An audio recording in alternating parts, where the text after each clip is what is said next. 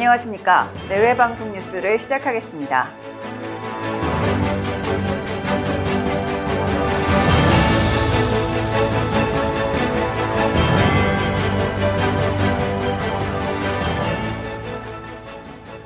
오늘 5개 부처 장관 후보자의 인사청문회가 열렸습니다.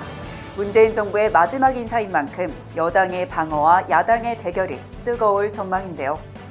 검증 대상은 해양수산부와 과학기술정보통신부, 국토교통부, 고용노동부, 산업통상자원부입니다.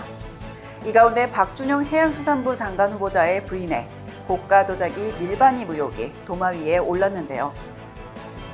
임혜숙 후보자의 위장 전입과 외유성 출장, 노형욱 후보자의 위장 전입과 재테크 논란 등을 두고 격돌이 예상됩니다.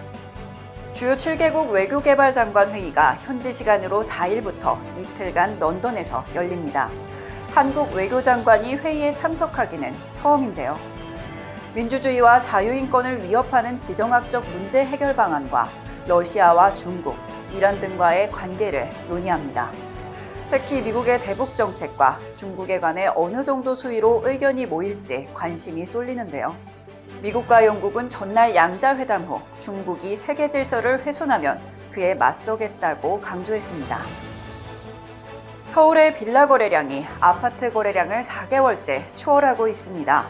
지난달 서울의 빌라 매매 건수는 총 3,217건으로 아파트 매매 건수보다 2배가량 많았습니다.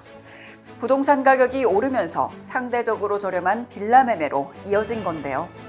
전문가들은 아파트값과 전세값이 높은 수준으로 유지되면 빌라 실수요가 점점 늘어날 것이라고 전망했습니다. 이에 따라 빌라와 주택의 매매 가격도 오르고 있습니다. 지난해 서울 시민 2명 중 1명은 코로나19로 우울감을 느낀 것으로 나타났습니다. 서울시 자료에 따르면 코로나로 우울감을 경험한 비율은 50.7%였습니다. 절반 이상이 우울감을 경험했다는 건데요. 원인은 감염에 대한 불안감이 가장 컸고 외출 자제로 인한 갑갑함이 뒤를 이었습니다. 한편 타기관 조사에서는 코로나 이후 극단적인 선택을 고려한 아동 비율이 3배가량 증가한 것으로 조사되기도 했습니다. 일본이 원전오염수 해양 방출을 결정한 이후 국내 수산물 소비가 줄어든 것으로 나타났습니다. 4일 소비자 단체가 진행한 조사에 따르면 10명 중 6명은 수산물 소비를 줄였다고 답했습니다. 한편 10명 중에 9명은 앞으로 소비를 줄이겠다고 답했는데요. 일본의 오염수 방출은 2023년에 진행됩니다.